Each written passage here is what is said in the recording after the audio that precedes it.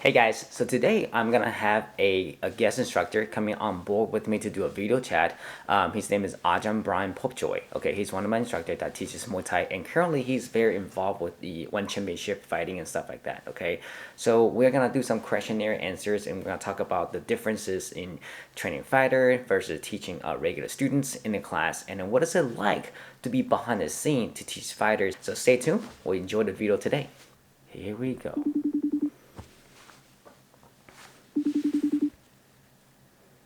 We'll see what happens. Calling him now. Hey, Ajarn. Hello. How you doing? How you doing, sir? Good. Good to see you. Thank you for coming on board with me. My pleasure. So I would like to start to kind of ask you about, just give me a very brief introduction of yourself, of what you do, and how long have you been involved in martial arts and such. All right. So my name is Bryan Popejoy.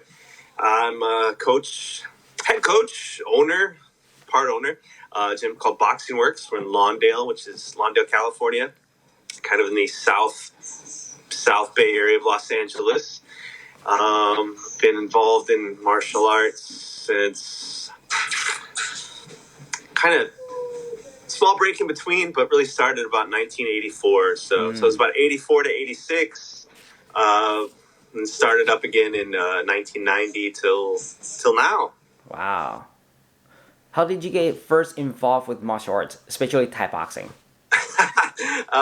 Martial arts in general, like the first thing was Taekwondo. I got jumped by some older kids, some bullies, like the first day of 7th grade. So my mom took me to local Taekwondo studio. Chang Kim Martial Arts in Bloomington, Illinois. I got to give the props. And that was it. That kind of. How did you meet Ajarn Chai? Let's see. Convoluted story. If you want like the whole roundabout, the whole long story of it. I mean, you want the short version? We'll take the short version today. Okay, seminar. After I had got back into training, around 90, maybe 91 when I first met him, when he was a lot more prolific with his seminar tour, such. In Chicago, we were like downstate from Chicago, about 2 hours away. So usually going to his seminar, usually I think once or twice in Chicago. He used to do this super long weekend in November. It was Guru Danny and Ajahn Chai. So it was like these ridiculous 12, 14-hour days of training. So that's where I first met him. Wow. That's not Thai camp, right? No, that was just it was just the school that hosted both of them had both Guru Danny and Ajahn Chai in on the same weekend. I remember it was November in Chicago. The school was pretty well known place called the Diggerberg Academy. Oh, okay. Usually, they doubled it up, and we always used to laugh because Guru Danny's his section throughout the day, because he had all the different arts that he taught. Those would be ridiculously busy. Yeah. And then Ajahn Chai would have then he'd have the last couple of hours, and it would be reduced by 2/3. People were afraid of him. I heard many stories about Ajarn Chai back in the days. Yeah, back in the day, I really kind of caught the tail end of back in the day, as he was starting to become slightly kinder and gentler. But I did get to see some of the. Ajarn Chai got nicer over the years as well, of course. Yeah, absolutely. But like I said, I got to see some of the tail end of the scary times. That's awesome. And did you ever train in Thailand? Not up to that point, no. I didn't go to Thailand afterwards till around. My first trip was in 1995. Oh wow! Yeah. And how did you get started involved training fighters? Let's see. I probably really kind of started. Had too many things going on at once. With the gym, while trying to fight. and then and then also coaching some people. So it was pretty limited. It was a pretty small group, but that's how it started. It basically started with after we had bought the gym, after teaching and such, and then trying to train myself, and then other people wanted to do it as well. So then trying to coach them as well. So it was really kind of too much to manage at one time, but that's how I started. So. And you said you mentioned that you fought before, right? Did you compete before, Ajarn? No. What time frame are we talking? Did you, like during before you were teaching and stuff like that, did you ever compete? Yeah, I had a couple of fights, like in my hometown, and then up in Chicago. After that, went to Thailand. I'm trying to piece it all together. Went to Thailand, like 3-month trip, something like that. Came back and then fought again in Chicago. It was a lot harder back then to get anything close to Thai boxing fights, to Muay Thai fights. There was a lot of, like on the coast, the West Coast, East Coast, there was a lot. Midwest, there wasn't so much. There was a lot of the like above the waist rules, like full contact karate fights. So there was a huge amount of that. But to get people to fight with just even leg kicks, for example, was a lot harder. So. Wow. I can imagine the fighting, the competition style was so different back in the days versus what we have now. Oh yeah. I mean, even just getting the internet and such has made access to Muay Thai so much easier than it used to be. It used to be a lot of swapping videotapes with people and things like that. So it's a lot harder to see. To really see what it was supposed to look like. But, definitely. So what's it been like to be a coach that coached different fighters? What's the lifestyle like? Well, let's see. Man, there's some layers in there. For sure. It's fulfilling. It's rewarding. I think because the people that I kind of choose to work with, and I am kind of picky. Yeah. For the most part, not for the most part. Everybody, like, I don't want to deal with people that whether there's levels of fame or even levels of like financial gain involved. If the people are not the kind of people that I can stand to be around, it's like I can't go in for. For sure. Things like that. So all the people that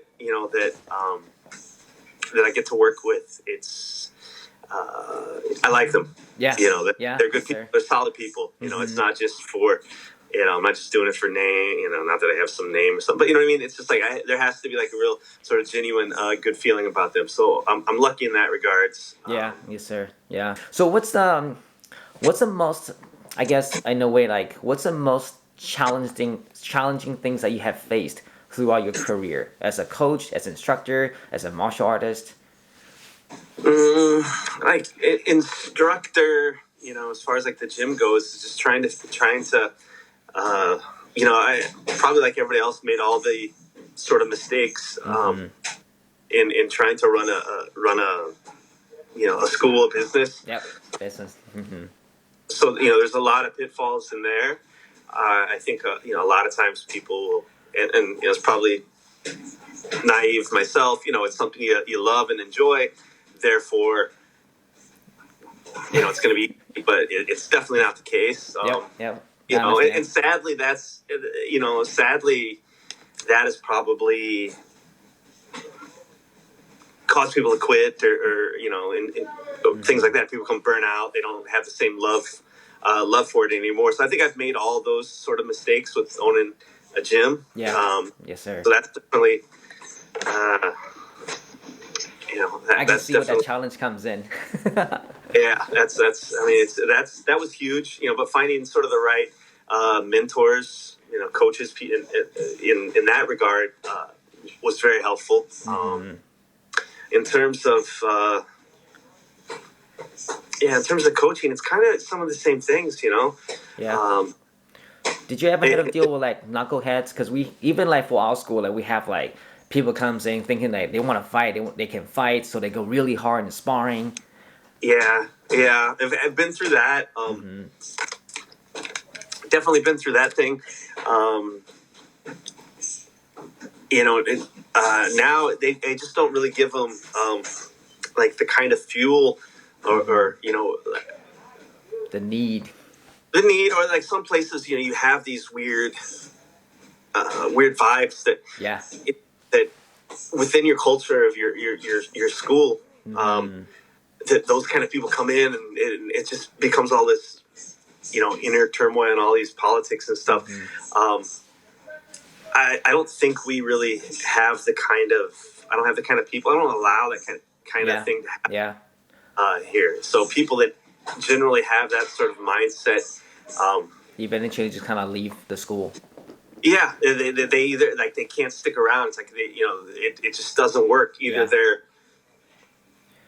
kind of wash out over time. either they kind of wash out or they wash out quick because they just it doesn't. We don't feel that. They have almost some sort of other negative energy that with their negative energy, and they don't repel each other; they attract each other. Yes, and yes, sir. It becomes this thing. Our vibe's different. Our vibe's much more. So definitely. It doesn't Even when I was I just don't allow it either. I don't. Yeah. So let me ask you this, Ajarn. 'Cause I'm sure like you have seen this before, and people ask you the same question, right? How hard do you let you guys spar? Like even for fighters, like what would you say percentage wise? What's a range of like percentage? I don't really prescribe to like that super super duper slow motion. But we don't really try to go super hard either. Somewhere in the middle, kind of middle of the road of that. I know that's kind of vague. Like 40% ish? 40, 50, something like that. Okay. Sometimes sparingly, a little higher, just a little bit. But, but not much. I like quick. Like we try to go like, as close to game speed, but not necessarily hard. Yes. Yeah, I agree. Yes. Because I'm sure you have to deal with the students. Like, some student wants to go really hard. Because I have to deal with that in the classes sometimes. Like we have students that wants to go super hard, and I have to explain to them, nobody wants to get hurt. Even when I was training with Coach Eric at CSW in the fight teams, they don't go super hard. I never fought before, but even do simulation training, they don't go 100% because no one wants to get injured. Right. Yeah. Yeah. I don't think it's. I definitely don't think it's necessary. Not all the time, and never like 100%. It doesn't. To me, it's not. It's not necessary. The risks kind of outweigh the benefits. And then the people that I have, if we're talking like, say, fight team only practice or whatever, like you get sometimes, to me, or what I've experienced, the people that tend to want to go like super hard and super crazy. It's like sparring day is their Super Bowl. It's their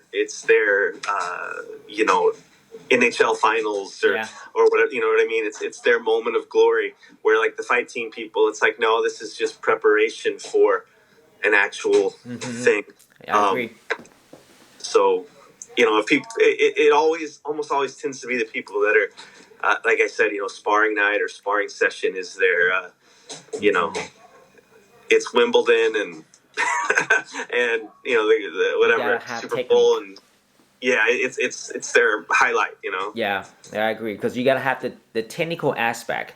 Then you have to have the drive to fight in the ring or maybe in the on the stage, right? But like for the what I'm saying is like the kind of knuckleheads that want to try to go like that in training all the time. They're usually not the ones that ever go and are going to take it to an actual stage fight. And again, that's not to say that everybody needs to compete. That's not it at all. But you can get the same I don't know, you can get so much more, I think, longer term out of, not trying to do that. Plus, unless you're the biggest person in there, there's probably somebody, if that's your mentality, if that's like kind of the level you're at, there's always some people that are probably a couple levels above you that are, That's for provided sure. you're not like 300 pounds or something, someone that could spark you. So Yeah, that's for sure. be careful, kids. Be careful what you wish for. Yep, exactly. So, what is your basic strategy when it comes to teaching your guys? Like, do you have like a basic formula what you'd like to teach? Would you like to focus on certain areas on the defense or offense? Um, well, I mean, all of the, that's those are both important. I really feel that defense oftentimes is neglected. Yeah. It's not given as much.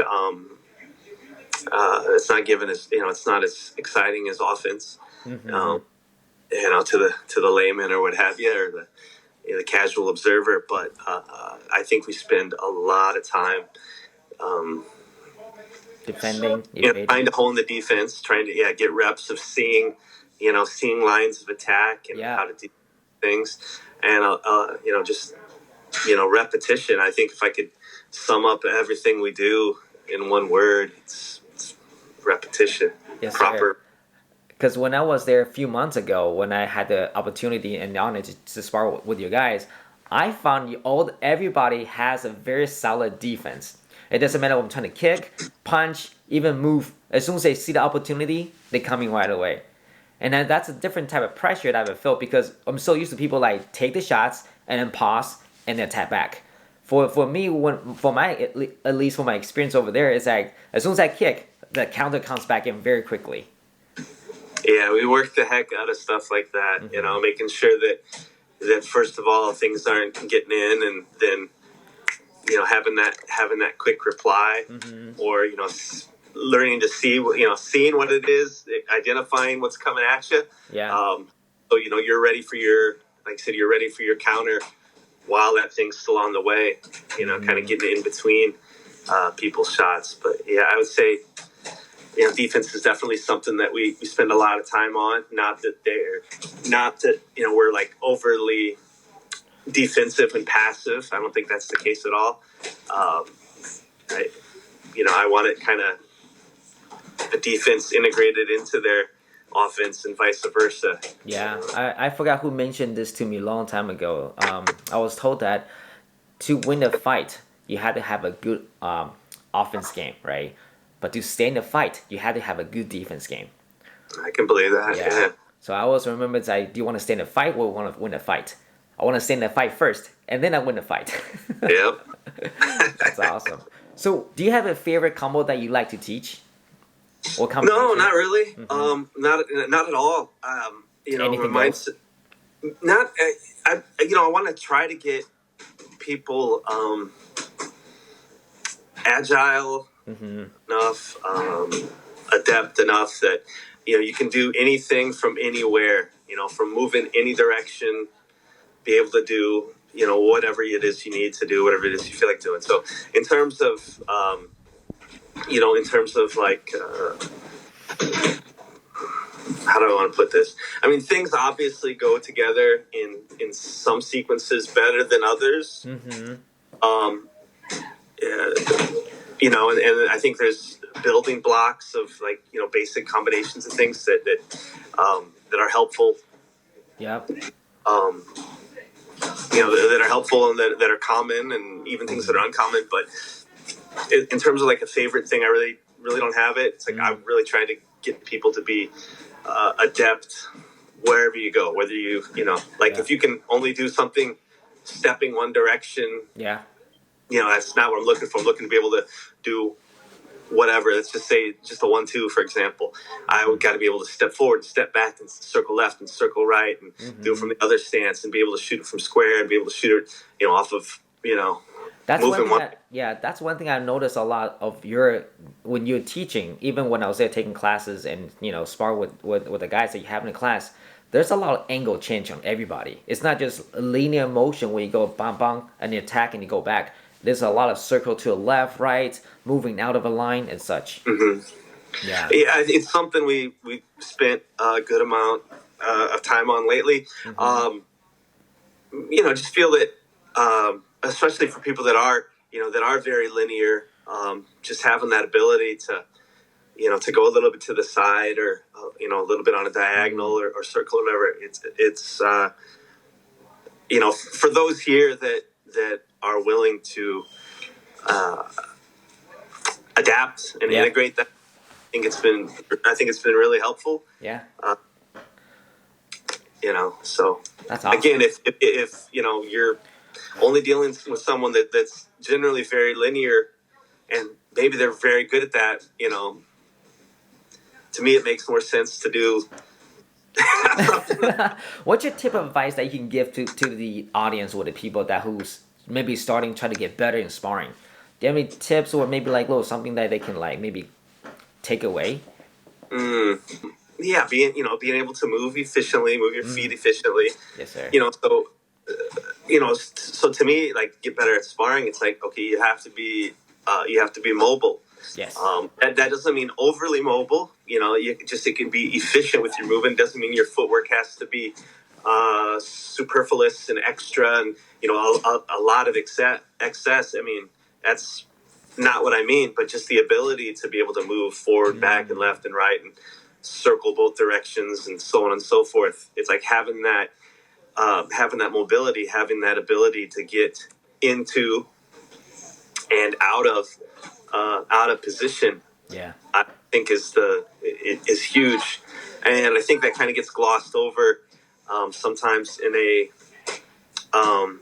like in a martial arts school format, because it's not terrifically exciting, and I see what you're saying. from a school standpoint, it's like, you got to kind of keep people engaged and involved, and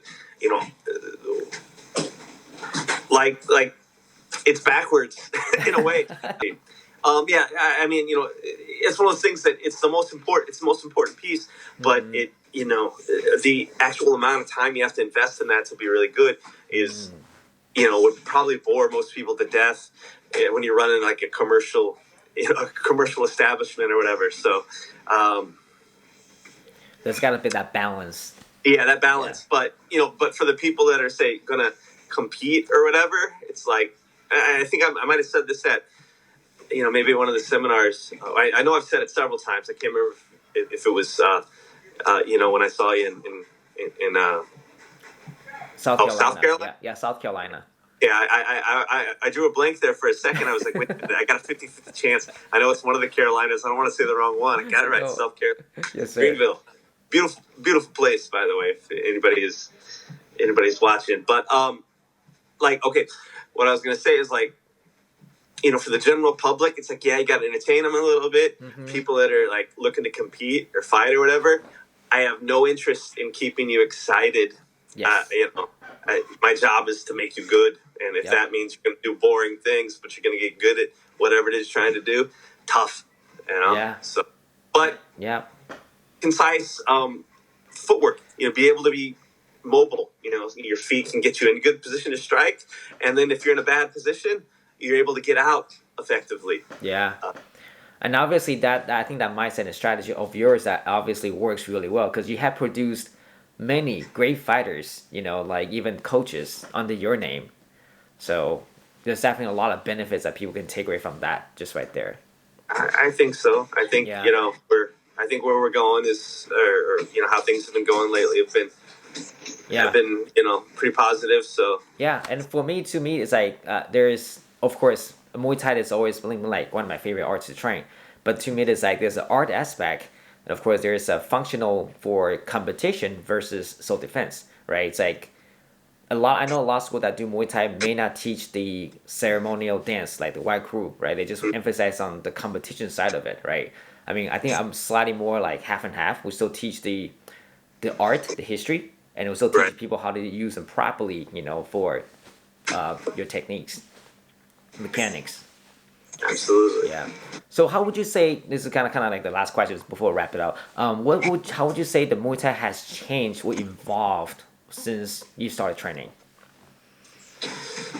Wow. Again, lots of layers to that. Yeah, there's a lot of different time periods. It's a lot because there's a lot of aspects, like you said, in terms of The technical art, aspects, and sport, versus technique. Things evolve over time. The biggest change is the availability and the growth of it. There's a lot. There's probably not a country in the world you can go to where there isn't, some Muay Thai. So that's really cool. That's fantastic. Access to seeing, like, to being able to see it on a very high level is available. One of the great things about the internet, of which there are many, and of which there are they go the other direction. But that's fantastic. Not only recent fights, stuff that happens live is streamed. Happened yesterday, so things that are modern, you're able to see things happen as they happen. There's also through things like YouTube and whatnot, archives of how it used to be. How the sport has changed over time. So just having internet access, for example, I think has been huge. That's been a big change. Yeah, the information spreads very quickly.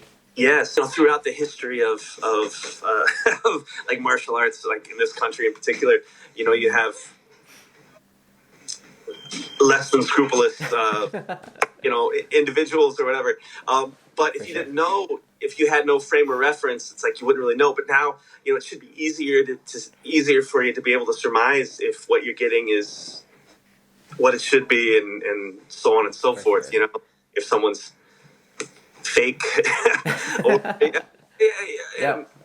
it's a lot. Again, you used to be, 30 years ago, you could do anything and say it was anything, and this is what it is. Until you experience someone that actually knew that, you're like, oh God, that's not what that is. It's a different world now. It's like everything. It's a different world now. Yeah, people tend to criticize. Oh no, you gotta do it this way. Do it this way. How you kick is different. Everybody has their input on how you do things.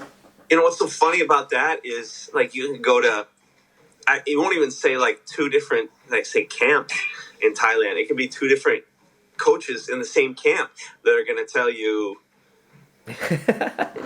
different things. So if so this guy's holding pads for you one day. He wants you to swing your arm down, and you're with the other guy the next day. He wants you to swing your arm out. And he'll say, one will say, oh no, that's not Muay Thai, or that's not right, that's not correct. And that's the same gym, let alone compound that by the vast numbers of gyms and such. So. That happened to me too. It's like, I believe it. I think it's happened. If you've gone to Thailand, it's probably happened to you. Yeah, it's like, everybody's way is the right way. Yeah, it's then it becomes hard, because then, all right, that coach told me to do this, but this guy tells me you gotta do it this way.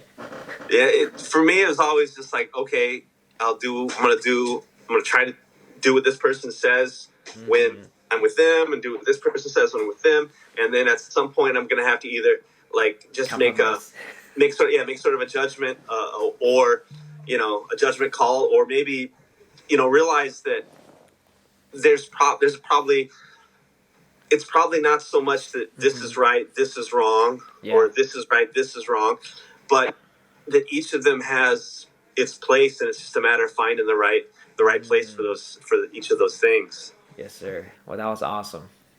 What's the next fight that you guys have coming up? On the amateur end of things, not till beginning of February, like February 5th, got a couple guys fighting around here. As far as, say, like the one championship, there's nothing I can speak on publicly at the moment. That's all I can say about that. But hope, soon enough. Again, not till into the new year, but we should have some cool, exciting news here soon. So that's awesome.